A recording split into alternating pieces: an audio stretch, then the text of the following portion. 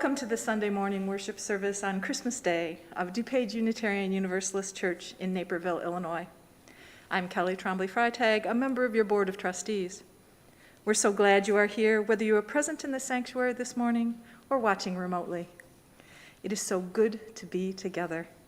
We welcome you to our church. To keep us all as safe as possible, I do this every time, we ask that you remain masked. Those of us on the chancel will remove our masks to speak from the microphone. As Unitarian Universalists, we hold that there are many paths to truth and meaning, and we support one another on our spiritual and religious journeys while holding ourselves in covenant. Whoever you are, wherever you are on your life's journey, wherever you are in the world, you are welcome here. And I invite you to turn and greet the people around you with a happy Merry Christmas.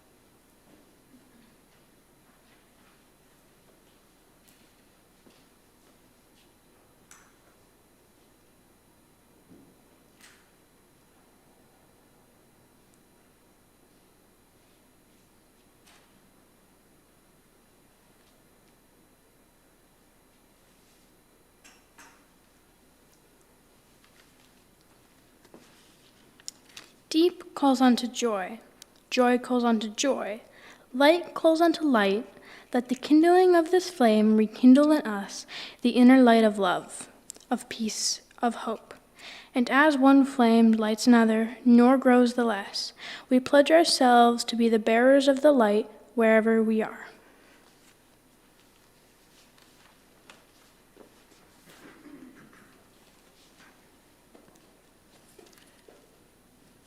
Good morning and welcome on this Christmas Day. Christmas can be an interesting time if you are a Unitarian Universalist. This season has so many meanings and emotions tied to it. There are feelings of wonder and awe at the turn of the seasons and the majesty of nature, or the beauty of a neighbor's yard filled with lights. There can be echoes of a Christian upbringing. There might be warm reminders of childhood and traditions and family, or possibly memories of conflict from childhood or adulthood. We might feel joy in our hearts at the generosity we hear about. Our hearts might ache for those who have left us. Each year, we reflect on the larger teachings of this time of the year, of the importance of generosity, community, peace in our hearts, peace in the world, and the renewal of hope. We wonder how to put into context the Christian stories of the Nativity and the birth of a Savior, and the secular stories of Santa. And love. Love is the reason for the season. We ponder many different meanings of love and how we can shape our lives and our spirits around it. Today, we will hear stories that reflect different facets of the Christmas season, the Christmas story, and the teachings of Christmas. We will sing Unitarian carols and traditional carols.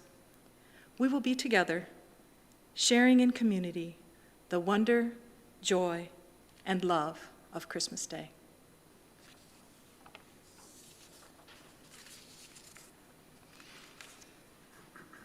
As Unitarian Universalists, we tend to reflect on stories and myths and parables this time of year and see what meaning that we can glean from them. We want to take in the collective wisdom from many cultures and weave them into our own experience so that we might better understand the world and ourselves.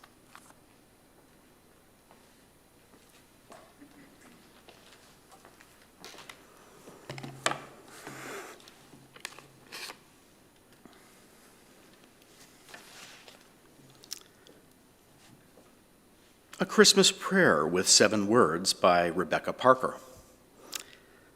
We remember the Magi, observers of stars, evidence-based seekers, who found their way to kneel before a baby. May we too kneel before life's intricate mysteries. Following the path of science-based searchers for truth, we remember Mary, birth mother of a revolutionary prophet, the fetus in her womb a surprise, her choice a decision to magnify her hope, the birth difficult, attended by a beautiful diversity of animals and a ragtag gathering of vulnerable people. May we too kneel at the cradle of the earth's dream for peace and dedicate ourselves to revolutionary love. We remember Joseph, an unexpected father, who embraced the baby as his own, believing that every child has a God-given entitlement to love and care. May we too stand by the women and children of this world when patriotic privilege and power threaten their freedom and put their well-being at risk. We remember the angels singing in a cold night to the overtaxed poor, promising peace and goodwill to all. May we echo their song in acts of solidarity and justice for all souls, the refugee souls, green souls, disabled souls, black souls, young souls, transgender souls. May we join the bold, holy movement to bring heaven to earth. May the morning star brighten our hope for a new day, and may laughter strengthen all our prayers.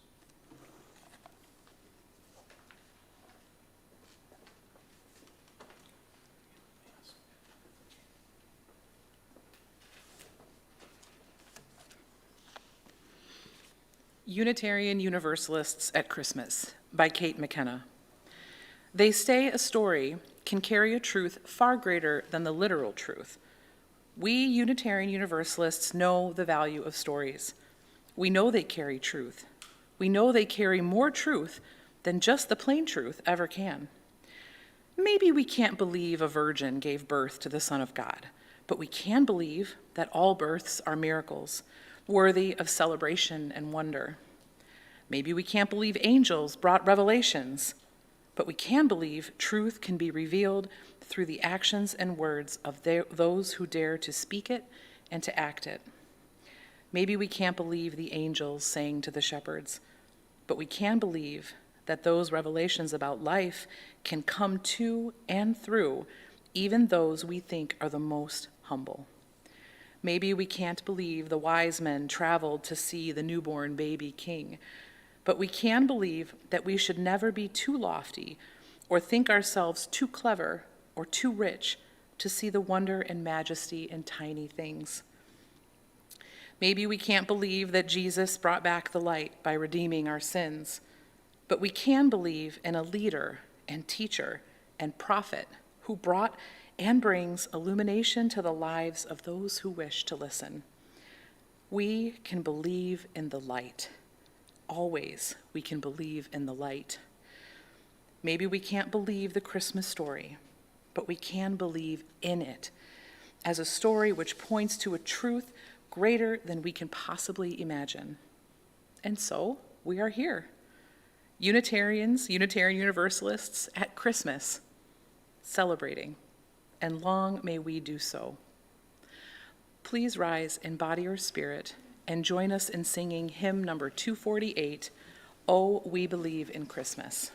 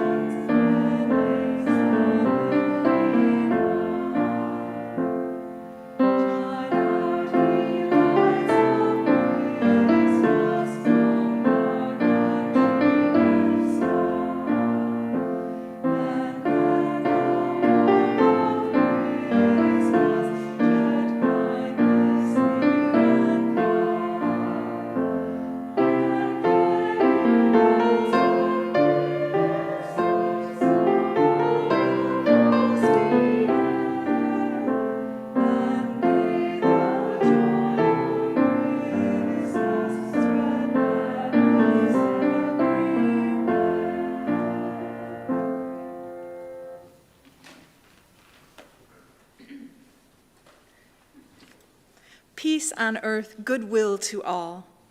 The season reminds us of the need for peace in the world and the difficulty in achieving it. The poet Maya Angelou encapsulates many of the teachings of the Christmas season in her poem, Amazing Peace.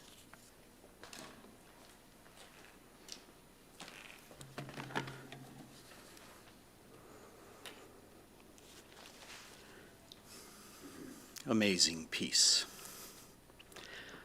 Thunder rumbles in the mountain passes, and lightning rattles the eaves of our houses. Floodwaters await in our avenues. Snow falls upon snow, to avalanche over unprotected villages. The sky slips low and gray and threatening. We question ourselves. What have we done to so affront nature? We interrogate and worry. God, are you there? Are you there really? Does the covenant you made with us still hold? Into this climate of fear and apprehension, Christmas enters. Streaming lights of joy, ringing bells of hope, and singing carols of forgiveness high up in the bright air. The world is encouraged to come away from rancor, come the way of friendship. It is the glad season. Thunder ebbs to silence and lightning sleeps quietly in the corner. Floodwaters recede into memory. Snow becomes a yielding cushion to aid us as we make our way to higher ground. Hope is born again in the faces of children. It rides on the shoulders of our aged as they walk into their sunsets. Hope spreads around the earth, brightening all things, even hate, which crouches breeding in the dark corridors. In our joy, we think we hear a whisper. At first, it's too soft, then only half heard. We listen carefully as it gathers strength. We hear a sweetness. The word is peace. It is loud now, louder than the explosion of bombs. We tremble at the sound. We are thrilled by its presence. It is what we have hungered for. Not just the absence of war, but true peace, the harmony of spirit, a comfort of courtesies, security for our beloveds and their beloveds. We clap hands and welcome the peace of Christmas. We beckon this good season to wait a while with us. We, Baptist and Buddhist and Muslim and Methodist, say, come, peace. Come and fill us in our world with your majesty. We, the Jew and the Janist and the Catholic and the Confucian, implore you to stay a while with us so we may learn by your shimmering light how to look beyond complexion and see community. It is Christmas time, a halting of hate time. On this platform of peace, we can create a language to translate ourselves and to each other. As this holy instant, we celebrate the birth of Jesus Christ. Into the great religions of the world, we jubilate the precious advent of trust. We shout with glorious tongues the coming of hope. All the earth's tribes loosen their voices to celebrate the promise of peace. We, angels and mortals, believers and non-believers, look heavenward and speak the word aloud. Peace. We look at the world and speak the word aloud. Peace. We look at each other and then into ourselves, and we say without shyness or apology or hesitation, peace, my brother. Peace, my sister. Peace, my soul.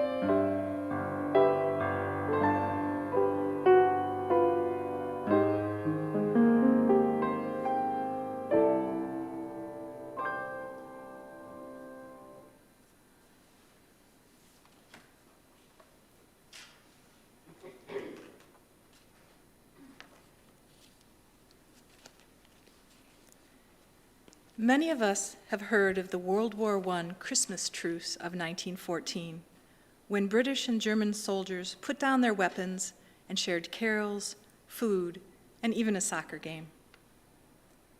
Try to imagine what it might have been like in a dirty, cold, wet trench you dug in the ground, ready to kill or be killed, and feeling homesick for your loved ones. Then you hear singing.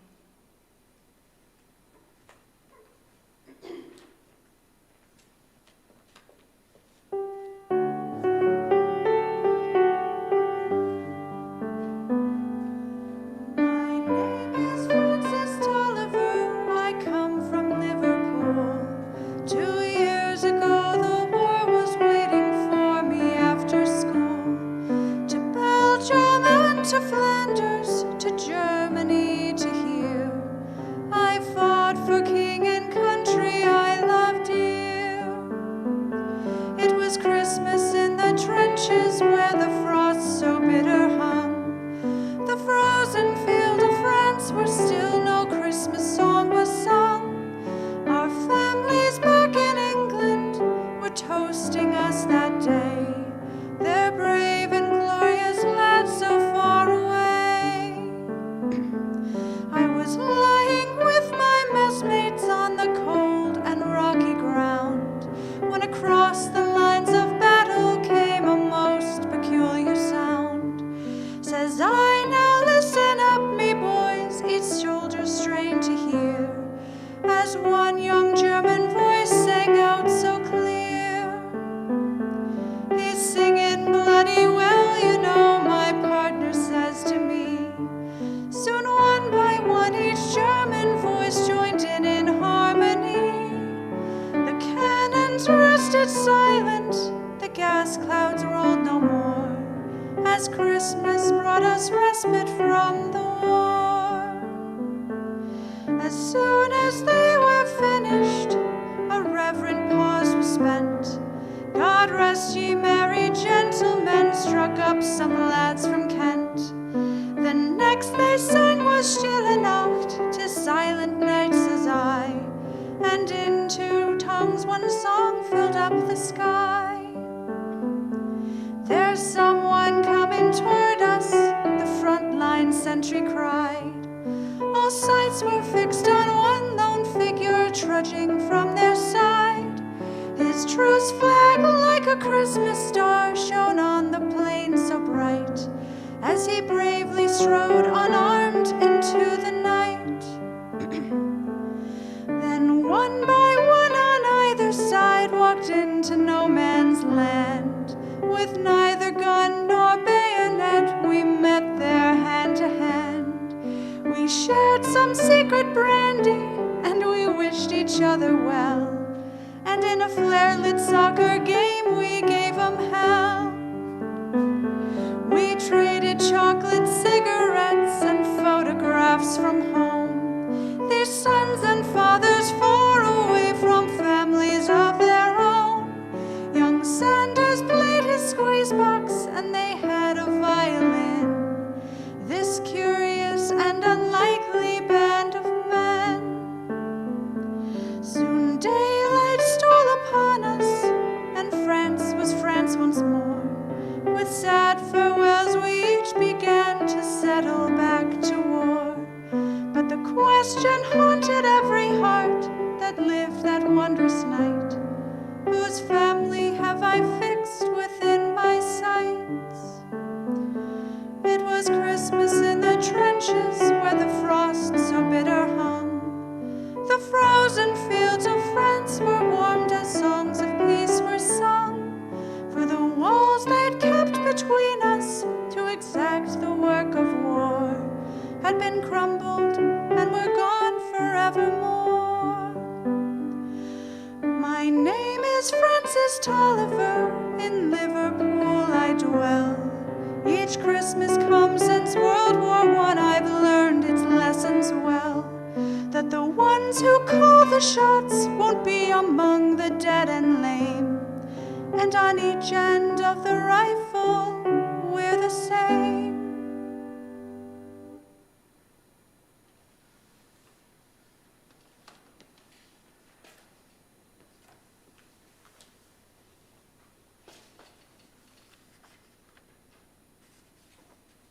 Hope is necessary. Hope is needed to keep us moving through not just today, but our whole lives. Sometimes it is the little things that renew our hope. Sometimes our hope is shattered, then restored again. This season is a time to reflect on the importance of hope and how to find it.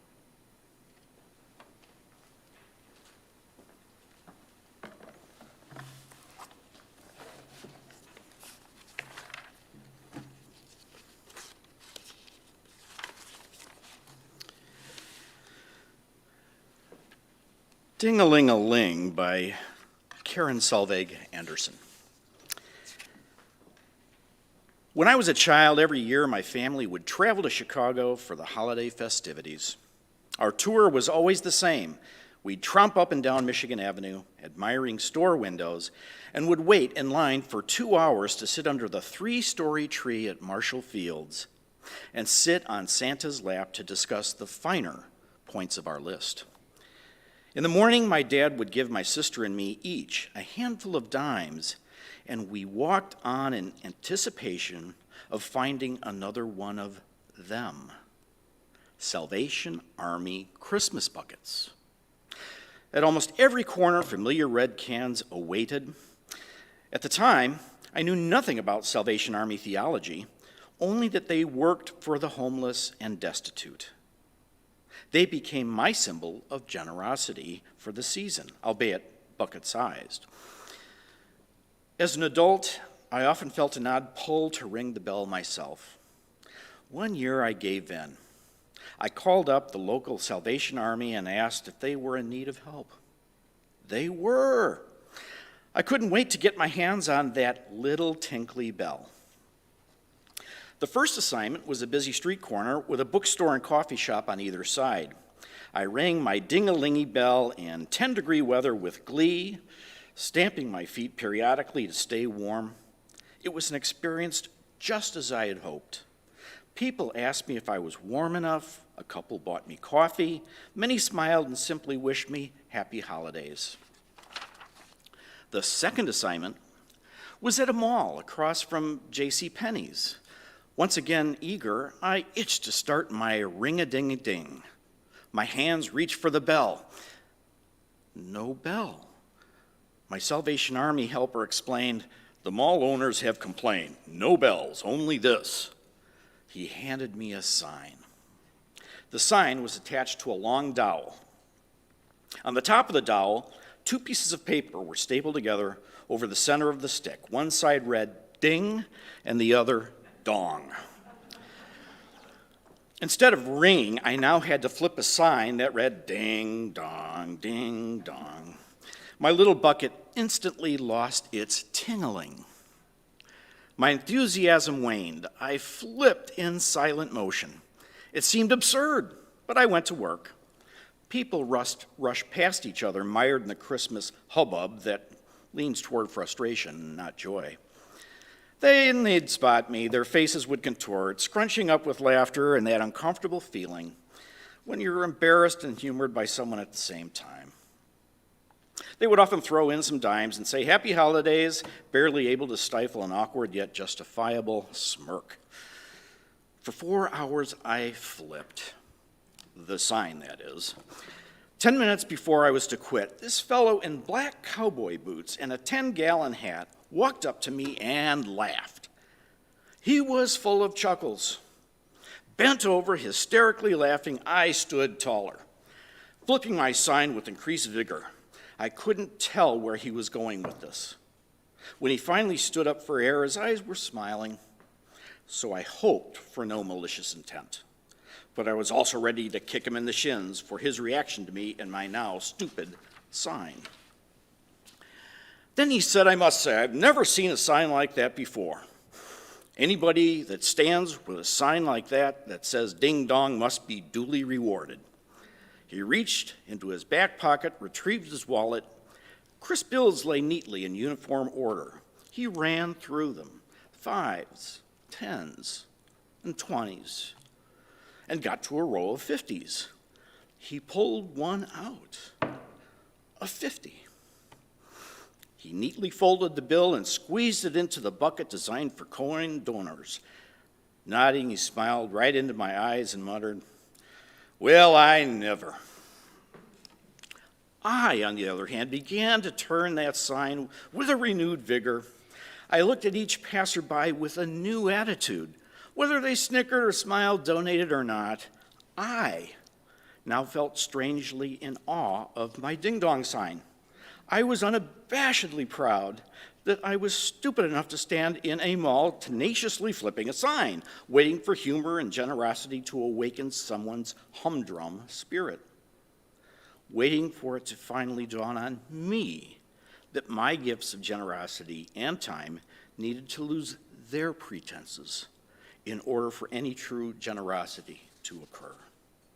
Waiting just to discover that this season can still thrill and surprise, waiting for magic, only to find that red buckets held it all the time, even without a dingling.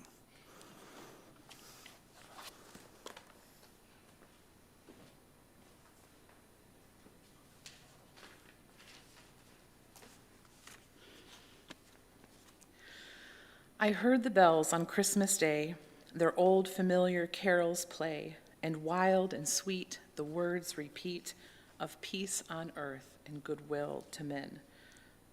The poem Christmas Bells was written during the Civil War on Christmas Day in 1863 by Unitarian Henry Wadsworth Longfellow. He had received word that his 19-year-old son, who had joined the Union the previous spring against his father's wishes, had been gravely wounded and wasn't expected to live. Longfellow heard the Christmas bells ringing joyfully in Cambridge, but he saw only a world of injustice and violence that mocked the idea of peace in the world or in his heart. The poem he then wrote reflects his despondency. "And in despair I bowed my head. There is no peace on earth, I said, for hate is strong and mocks the song of peace on earth, goodwill to men." It expresses his angst over the destruction of war. Then from each black, accursed mouth the cannon thundered in the south, and with the sound the carols drowned of peace on earth, goodwill to men. And it reflects his enduring Unitarian belief in the goodness of God. Then pealed the bells more loud and deep. God is not dead, nor doth he sleep. The wrong shall fail, the right prevail, with peace on earth, goodwill to men. As one of the few traditional Christmas carols written by a Unitarian, I Heard the Bells still rings true today, encapsulating the horrors of war, the despair that is felt when society and the world seem to be falling apart around you, and the ultimate belief in the goodness of all. Modern Unitarian Universalists will not see the assertion that right will prevail as a predetermined certainty, but as a summons to ensure that wrong will fail, and call to work to make sure there is peace on earth and goodwill to all. Please rise and join us in singing I Heard the Bells on Christmas Day, verses 1 through 4. The words can be found in the hymn number 240, but we will be singing a different tune than is in the hymnal.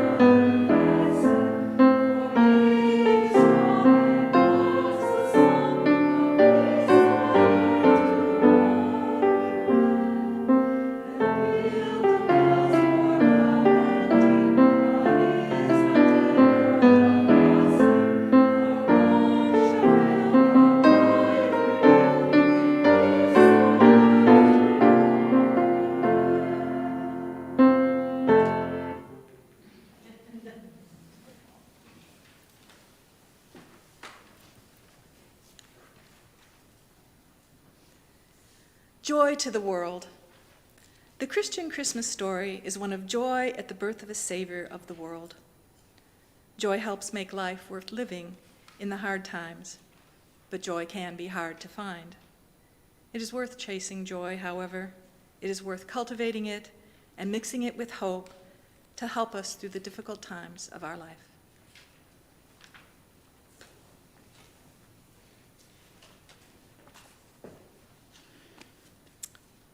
Open to Joy by Aaliyah Kemmler.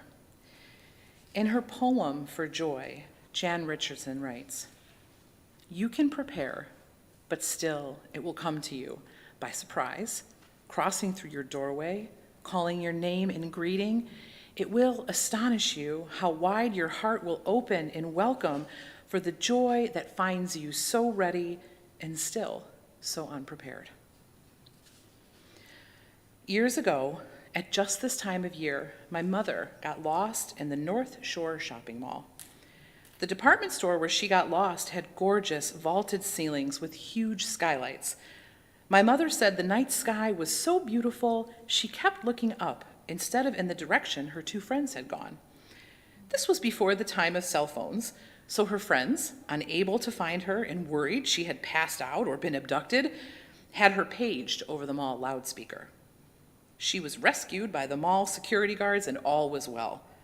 My younger brothers and sisters were mortified, but I loved this story and I still do. I love that the winter sky through the ceiling of a department store was so full of wonder to my mother that she got lost in it.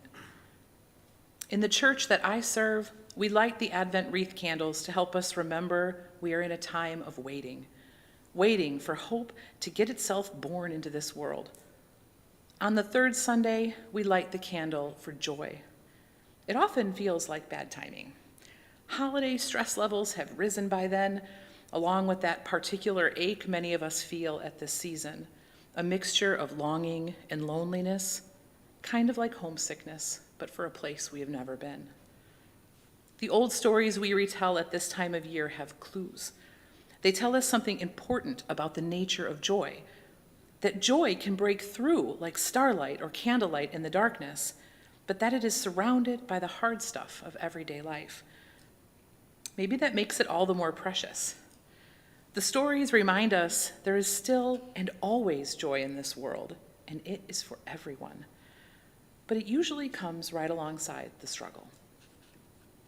Mary and Joseph make a long, tired journey to Bethlehem before the joy of the baby's birth. The Maccabees live in the hills, fighting desperate battles and impossible odds before winning back their city and the oil in the temple lamp burning for 8 days.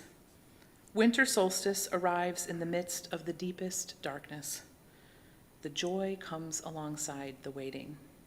It comes alongside the pain and fear and uncertainty and has nothing to do with ideal circumstances. Maybe all we can do is issue joy an open invitation and then start paying attention to how and where it shows up. We may discover that joy is already happening, smaller and quieter and braver than we realized. We may find joy is in the taste of an orange, the smell of coffee, the view of the night sky, and the sound of the violin. Let joy find you, however and wherever you are.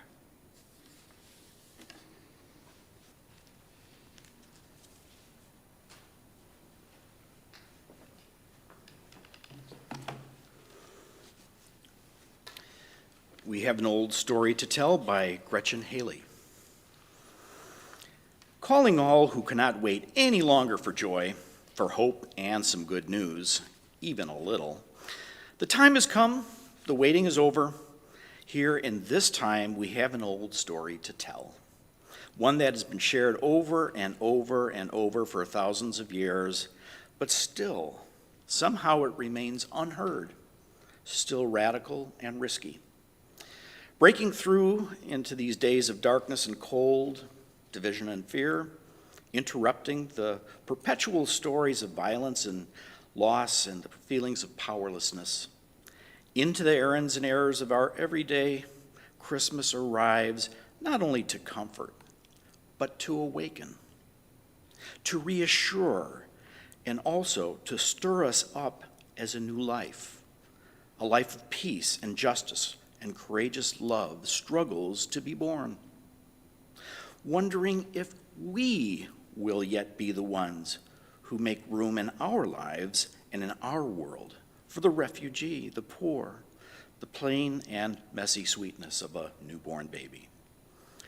If we will take the journey to Bethlehem, if we will be changed by the presence of a love that meets us where we are, in the fields wherever we lay, and calls us forth into a journey of braver and bolder life, believing that it is not too late for strong and gentle people to win, for compassion and truth to have their final say, for the bright light of hope to shine through, even on the darkest night.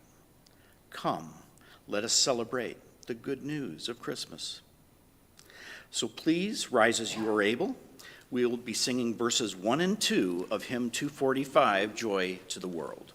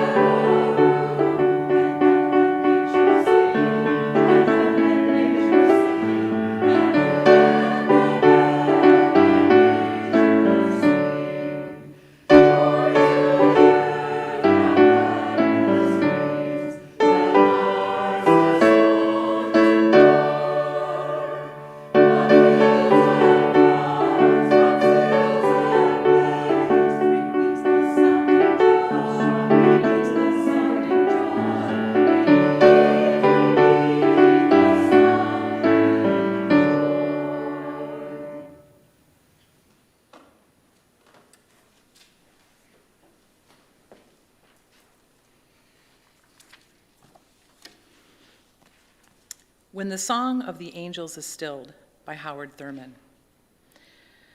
When the song of the angels is stilled, when the star in the sky is gone, when the kings and princes are home, when the shepherds are back with their flock, the work of Christmas begins. To find the lost, to heal the broken, to feed the hungry, to release the prisoner, to rebuild the nations, to bring peace among the brothers and sisters, to make music in the heart. May this season be one of peace that grows deep in your spirit and makes music in your heart. So be it. Blessed be.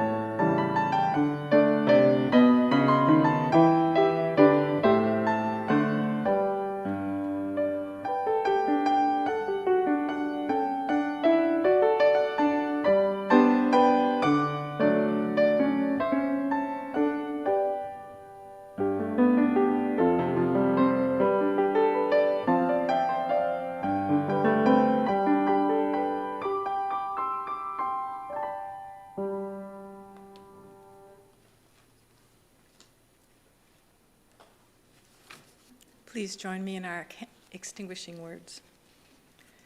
We extinguish the light of this chalice, but not the light in our hearts. Until we meet again, may the warmth of our community carry you. Thank you all for coming today, and have a very Merry Christmas. And thank you to Becky and Vera and Jenny and Dean.